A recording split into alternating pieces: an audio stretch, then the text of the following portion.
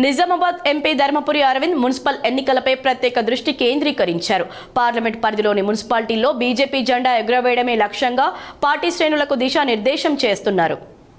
జగిత్యాల జిల్లాలో పర్యటించిన ఎంపీ అరవింద్ జగిత్యాలలో మున్సిపల్ ఎన్నికలపై పార్టీ శ్రేణులతో సన్నాహక సమావేశం నిర్వహించారు. ఎన్నికల్లో అనుసరించాల్సిన వ్యూహంపై పార్టీ శ్రేణులకు దిశానిర్దేశం చేశారు. ఈ సందర్భంగా మీడియాతో మాట్లాడుతూ ప్రతి మున్సిపాలిటీలో 5 చొప్పున ఇన్ఛార్జీలను నియమిస్తున్నామని తెలిపారు.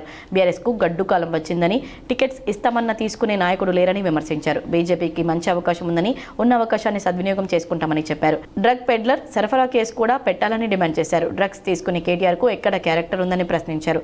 జగిత్యాల ఎమ్మెల్యే డాక్టర్ సంజయ్ ఏ పార్టీ అనేది స్పీకర్ చెప్పినా నమ్మే పరిస్థితి లేదన్నారు. జీవన్ రెడ్డిని పార్టీ అధిష్టానం మానసిక క్షోభకు గురి చేయడం మంచి పరిణామం కాదన్నారు. తాను వెళ్లి జీవన్ రెడ్డిని కలిసి మాట్లాడాలని ఉందని, కానీ ఎలక్షన్ సమయం కాబట్టి వెళ్లడం లేదన్నారు. నేను పార్ట్ టైం పొలిటీషియన్ కాదు, ఫుల్ టైం పొలిటీషియన్. ప్రతి మున్సిపల్పై ఫోకస్ పెట్టామని, నిజామాబాద్ పార్లమెంట్ పరిధిలోని మున్సిపల్ ఎన్నికల్లో గెలుపు దిశగా పనిచేస్తామన్నారు. పార్టీ పరిస్థితి దృష్ట్యా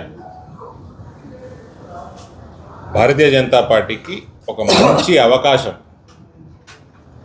అది నా నియోజకవర్గమే కాదు రాష్ట్ర వ్యాప్తంగా కూడా మంచి అవకాశం. వాళ్ళకి అభ్యర్థులు దొరుకుతలేరు. 4 రోజులైతే నాయకులు కూడా దొరకరు, అందరు జైళ్ళలో ఉంటారు. అది రేవంత్ రెడ్డి నియత్ చక్కగా ఉంటే. కాబట్టి ఇటువంటి అవకాశాన్ని మన నియోజకవర్గంలోనైతే మనం ఎట్టి పరిస్థితుల్లో చేజారుకోవద్దు. దానికి తగ్గట్టు స్ట్రాటజీ, వ్యవహారము అన్నీ ఏ రకంగా ఉండాలన్నది మేము మాట్లాడడం జరిగింది.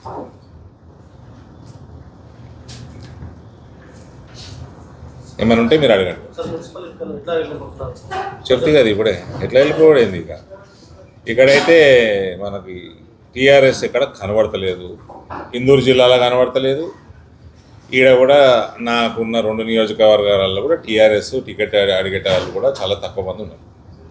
అది good opportunity for BJP to strengthen further.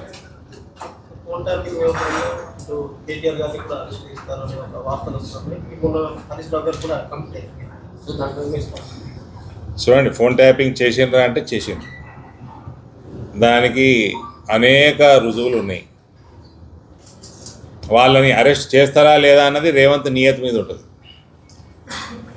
Revanth ప్యాకేజీలకి అమ్ముడు పోతాడా లేకపోతే నిజాయితీగా పనిచేస్తాడా దాని మీద ఉంటుంది.